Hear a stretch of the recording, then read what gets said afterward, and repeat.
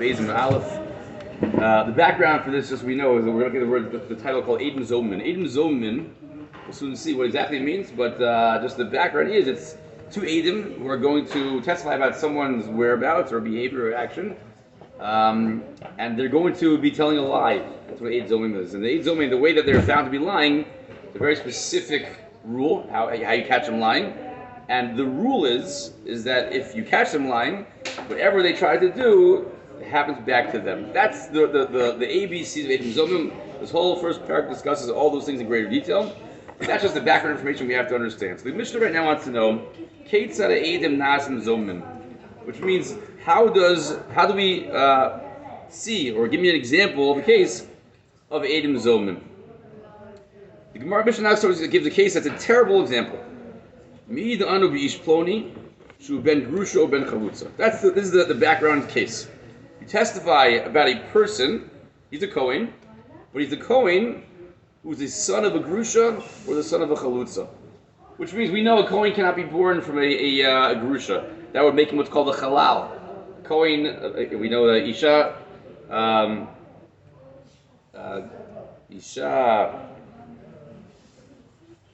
Grusha Meisha Lo Yikachu. We have this Azulai, this Kohanim have certain expectations of who they marry.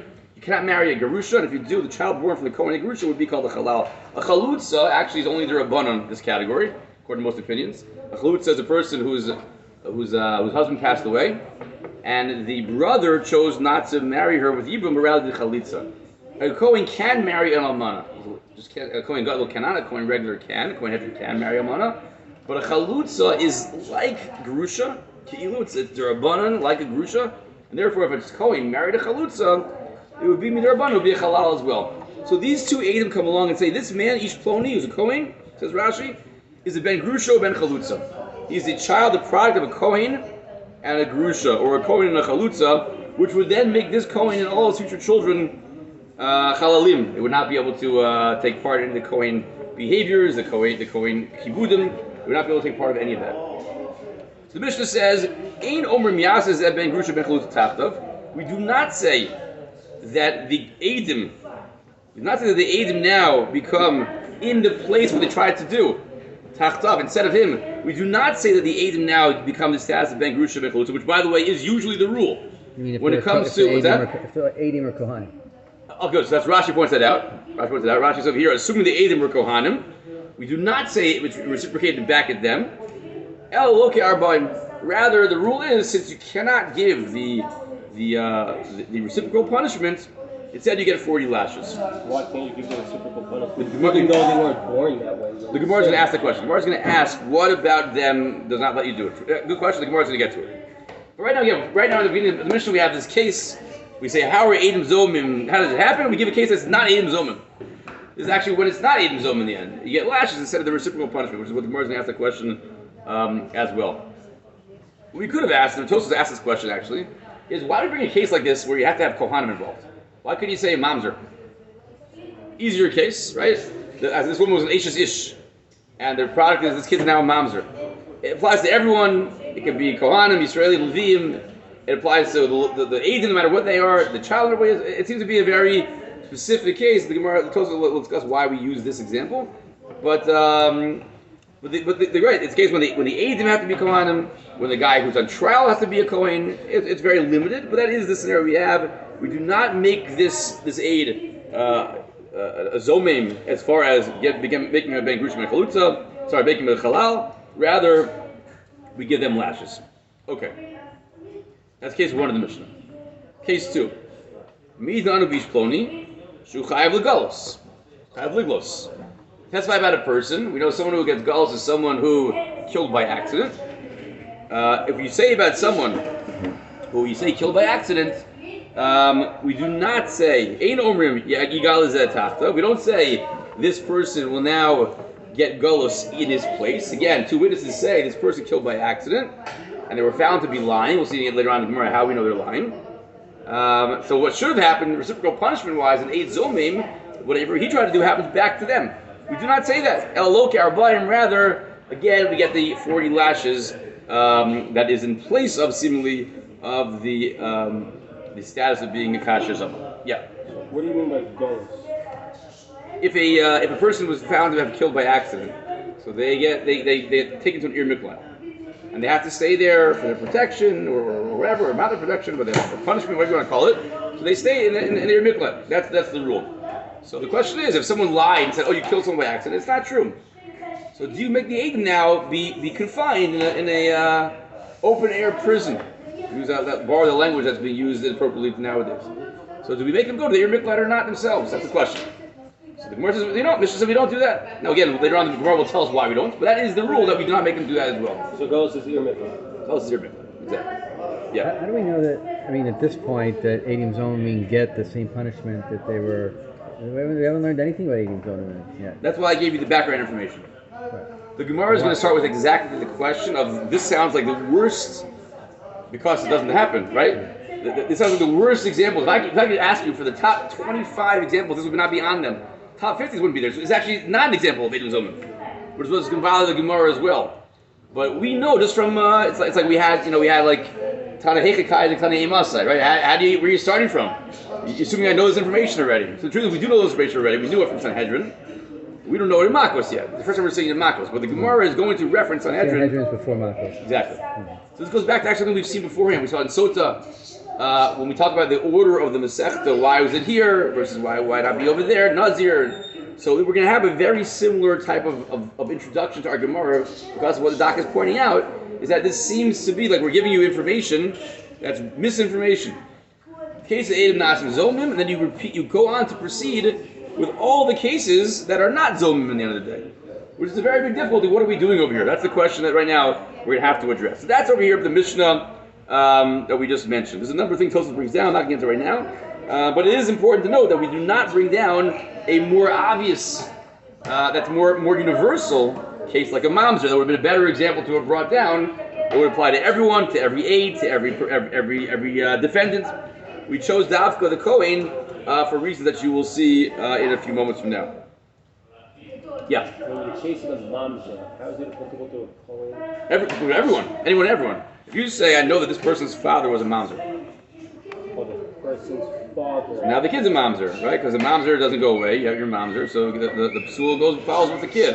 So how does a Kohen's father become a mamzer? Isn't he? Say maybe be a halal also at the same time, but I don't need the Kohen, the Aiden to be a Kohen to have the same punishment. A mamzer could be anyone. I mean, as the doc pointed out, the Aiden have to be Kohanim also to even talk about this topic in the first place. I mean, you're limiting a lot. You're limiting who the guy is. You're limiting who the Adim are in order to even discuss this conversation, which anyone's going to give reciprocal punishment. But to even have the conversation required Kohanim and Kohanim. That's a limited part of our population. Why are we expand to the rest of the tzibur, make it Yisraelim and Leviim as well? A mamzer would apply to everyone, for example. Yeah, but a mamzer's son is a mamzer. It's a mamzer. So that would be, we wouldn't have to make a halal. Why not make it a mamzer? That also has its own set of rules. I mean, and it would be a halachic status. Mamzer's a halachic status. There's a lot of things that come along with that. So why not make that our case that we're bringing up? We made up a case. We made up a case of what's an example of a Eid Zoma that actually is a terrible example. Why not make up a better case that's more universal? So that we'll get to in a minute why we did that. But the Gemara now is going to discuss the really poor word choice of our Mishnah. Ha Ketzad Eina Eidim Nasim Zomi Bailai. It should have started, the Mishnah should have said, how are Eidim not becoming Zomim? That's what it needed to have said if it really was going to describe the Mishnah correctly. That's question number one. Because don't forget, an Eid Zomim we know already, we don't know yet ourselves, it's not going out, but we know already from Sanhedrin that the Eid Zomim gets reciprocal punishment. This one does not. So why don't you tell me, how do the Eid Zomim really not work? How is it not a proper case of Eid Zomim? That's the question we should have asked. V'od. Why? Because our Eidim in our Mishnah do not become Eid Zomim. They don't get the same punishment. The examples in our Mishnah are the exceptions to the rule, right. not the rule. So tell me, when do Eidim not become Zomim? And number two, V'od. No, they become Zomim, but they get the different okay, punishment. so the doc's making an important case, which I'm not sure is accurate, but I'm not sure is inaccurate. The first Tosfos of the page, I don't want to get too... How can it be accurate and inaccurate? Because it's Makkos and Tosfos. Tosfos is a very long Tosfos we have. The very first Tosfos we have is a very long Tosfos, and he discusses, can you become an Eid Zomim without reciprocal punishment? Meaning, maybe giving lashes is the equivalent of reciprocal. It's not the same thing he tried to do, but it would be a fulfillment. It really depends on the following question. Why, I don't want to get, this is like a Be'in share, I don't want to start getting Be'in over here, it's not a Mahalach usually, but But I'll say one small thing. Opening night. Opening night. It's opening night. There is a rule. Just say before Yeah. you say anything, in the introduction that you didn't give, she said also the other reason we started now is also because this is our effort for the war. This is our war effort. It's very important that we're doing this year is for the neshama of Shimon's mother and also for the war effort. Absolutely. Amen. Over to you, Rabbi. For us to double down on our own efforts, for sure. I appreciate that. For sure. Thank you. Boys went into Gaza. So they're in there. So And we came guys around here. Okay, let's do it. Let's do it. Yes. What was it? Oh, thank you. Adam's own. There's a rule. Tosa brings this rule down that if it has to be when you give Eidos testimony over, for it to be considered valid testimony, it has to be Eidos she'ata yachol hazima, which means testimony that in the end could become an Eid Zomim if found to be guilty. That's one. It's a rule. It's a rule. Eidos has to be. It's only accepted if it's Eidos she'ata yachol hazima, that in the end of the day you could become an Eid Zomim. If you could become an Eid Zomim, you withdraw your testimony altogether. What does that mean? What does it mean? What's an example of that? So I'll give you two examples. One example, if I have to give certain information over, well, maybe this could be one. Maybe. Give me a second. Let's see. How does one become an Eid Zomim? A little more background information. What's the famous? You have to give a certain phrase. Imanu hayitem b'makom ploni, which means you're with me at the same time and place you claim to have seen that thing, and I didn't see it, so you didn't see it either. So it could be you need that level of information to be taken seriously. If I can't say those words back to you, it means that you've given testimony that's not specific enough. It's too generic. If I can't call you out on it, then I can't accept it either. That's one option. Meaning again, if you say, "Oh, I saw him at some point last week," when? I don't remember. Okay. Every aid needs to say where they were and when it happened. Otherwise, you're basically there's no fear factor involved over here. So answer number one is that in order for you to give over information, you have to have enough information that you could be found in Eid Zomim. Okay? Otherwise, you're not considered an aid. Option number two is not about information. It's about actually a fear factor. I can't take you seriously if you don't have a risk when you give over testimony. If you can get away with it and no one can do anything to you anyways, I can't take you seriously. Now this is where the nafkamina comes in. I'm giving you lashes over here. That's a punishment. It's serious. It's not a small thing. It's serious. 39 whips is a lot, especially depending on what you testified about. If you testified about someone doing something wrong where they get punished, so instead you get lashes. That's you can call that a wash. That could be a wash potentially. You said the person's going to get killed, and you only get lashes, and you could argue that's not really a fair, swap. But at the end of the day, there's a question as to what it is about Eid Zomim that has to happen to be called Eid Shatayach Olazima. Some say this is Eid Zomim. This is a film of Kasher Zomim. Why? Because they try to make you a halal, and instead you get whipped. They try to kill you. Did you say and instead you get whipped. So it's not an exact reciprocal punishment, but it's ballpark. Meaning, what you would have done would be a lo taseh. You marry when you marry, it's a lo taseh. It's not a chibis, a lo taseh. And lo taseh often get lashes, so it's not so outlandish to suggest this would be a fulfillment of kashem without actually being the same exact punishment. It wouldn't be outlandish. Yeah. Eid Zomim means like false witnesses, right? It's more. It's specific type. You can have what's called 80 sheker. It's false witnesses due to location. I'll give you an example there. If I would come and say, Mr. X killed Mr. Y. Mr. Y walked in off the street. He's alive still. I'm alive, but I'm not an Eid Zomim. Understood. Because the false witnesses, because I was actually in Manchester at the time, I couldn't have been in Yerushalayim at the time. Okay, I understand that. But that's still, if you're a false witness, an Eid Zomim, but you're not Kasher Zomam. So the first Mishnah is about Eid Zomim, it's just not about Kasher Zomam types of Eid Zomim. So that's why the Mishnah Warrior says we should have said Ketza Eid Eid Nasim Zomim by the way. It is Eid No, because Eid Eid Nasim Zomim. It's just not Kasher Zomim. But what is an Eid Zomim if not Kasher Zomim? What is an Eid Zomim? It's called Eid Sheker. No, it's you get Makkos. So if Makkos would be considered a fulfillment of Eid Zomim, which maybe it isn't, that was question, maybe it would be. Because you are getting a punishment. You do Eid Zomim, 95% of the time you get Kasher Zomam, and sometimes when you can't, you get something else, you get Makkos. Man, that's called Eid Zomim. That's not called Eid Zomim anymore. It's called Eid Sheker. You get lashes for lying also about and under oath. You get lashes for that. So it could be that's where the lashes come from. We'll see later on in the Gemara about Beis and Beis. But at the end of the day, it's a big discussion, a big question over here. It sounds like at first glance this is not the fulfillment of Edom Zomim. It's just not. So maybe we take a step back. Yeah. What is the process of Edom Zomim? So actually, that's the next line the Gemara is going to say right now. Okay, beautiful. He's not going to say, not really, not beautiful.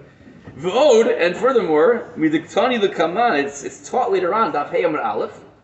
Aval amru lahem, but if you would say to them, hey chatem me'idim, how could you testify what you just said? Shari be'oso yom atem ha'yisem imanu b'makom ploni. You couldn't have said what you said that day. Where does Mishnah end? Not yet. Okay. Hari iluzomim, where it ends. Okay. So, hey chatem me'idim, how could you testify what you're saying? That day, you were with us in a different place. That's where we call them Edom Zomim, right? Elu Zomim. That's what Edom Zomim is. So, How many groups of people are here? right now there's two. There's the original, Two sets of two sets of two. Original witnesses and those who call them out. That's what we have right now. We have two sets of witnesses. What the original and those who call them out. So right now, if we stop for a second, the Gemara is asking two questions. Question number one, you gave a terrible example of Edom Zomim. This really ain't Edom Nasim Zomim, by the way. Question number two, why even ask in case of Edom Nasim Zomim? We have a Mishnah that tells you exactly what it is later on in great detail. So you don't have to say to me, how do Edom become Zomim? We spelled it out without even the case side. You talk about the case later on, the Hey and Aleph. We have the case literally spelled out, as clear as possible. We don't need the introduction of case of Edom Nasim Zomim. We just talk about it. We just teach it. So that we're right now trying to figure out exactly what in the world is this first Mishnah doing here. Why would you start with it? And why would you describe it as Edom Zomim in the first place? We have a Mishnah of Hey and Aleph that is the example of Edom Zomim in its entirety. Yeah, you see that or no? Hey and Aleph, Mishnah there? So you take a glance yourself if you want, but that's the Mishnah, the second Mishnah on the page, not the first one, second Mishnah on the page. We read together. Right? Mishnah Hamid Aleph. We don't need to do this, but we'll do it together so we get a better imitation. The same version, we can read it much easier. It's about 10 lines on top of the page for almost. The Mishnah says over here, Eina Edom Nasim Zomim Ad Yazimu Es Atzman. Until they make themselves found to be lying. Kate Tzad, how? Well, you just went off. Let's go off. How? Amru Me'idin Anu Beit Floni Sharagas Anefesh. This guy, we testify, killed someone. Amru Lehem, say back to him, Hey Chatem Me'idim. You can't say that. Sharei Neragzel, sorry. Because if they said, how can you testify that? Sharei Neragzel, Horigzel, Hayimanu, was it Makkos Ploni?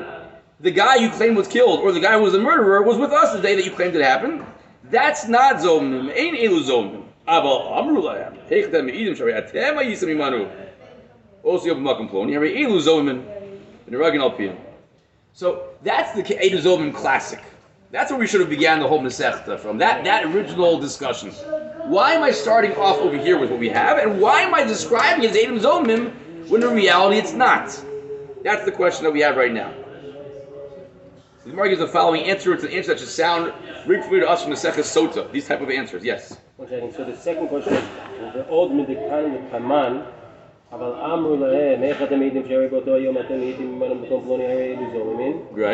What's that? So that's what the premise over here. That's what Zomim are. Which means this is not Zomim. That's what Zomim is. This is not Zomim. The fact that the Mishnah of Hayam and Aleph goes and explains what Zomim are, that shows that this is not Zomim at all. That's what it's showing us. You mean Edom Zomim and Kasha Zomam are totally exactly linked? They should be. It should be. Any examples of Edom Zomim which is not Kasha Zomam, it should be another category. Right. Edom Sheker, Kom Sheker, they have certain qualities that are similar, but it's not called Edom Zomim. Not same category, different punishment, which is what I would have called it. Right. So I'm not following what's the old midikhan. Is that coming to double down on the previous question? That seems to be different. It seems to be different. The first one, this is not Edom Zomim, right? First of all. And second of all, this first one is really what Zomim are, and I think what the question is really asking is, and therefore, maybe we should have really began with this one. This really is the definition of what Edom Zomim are. So the Mishnah we gave over is not really Edom Zomim, and the one that really was is found in Daf Hey and Aleph, not the one over here either. So I guess the question would be, why am I starting with the one that we started from instead of over here, instead of this one? That seems to be what the Gemara is really getting at. We'll do the answer, then we'll stop in the Ruach Hazara. So the Gemara says, Tana Mahasan Kai. Our Tana was going from there. What does there mean? Masechtas Sanhedrin. In Masechtas Sanhedrin, Rashi says not really the last part, because the last part is Perek Chelik. But Perek Chelik is really not necessarily part of Sanhedrin. People sometimes discuss that's not really part of it. It doesn't belong with Sanhedrin. But the last pre-Perik Chelik in Sanhedrin has the following discussion. It says, Kol Zomin Magdimin L'Osamisa. Chutz, there's a Mishnah I'm quoting right now. Chutz Mizome Bas Kohen Ubola. Still going on. Shemagdimin L'Osamisa El L'Misa Acheres. Not done yet. Still the Mishnah. V'yesh Eidim Zomim Acherim She'ein Osam Behem Din Hazama Kol Iker. El Malkus Arba'im. Okay. Now is our Mishnah. Ketzad now is our Mishnah. So this over here was quoting a Mishnah we have at the end of Sanhedrin. It says at the end of Sanhedrin, all Zomim. Sanhedrin discusses all these punishments, different punishments that you have.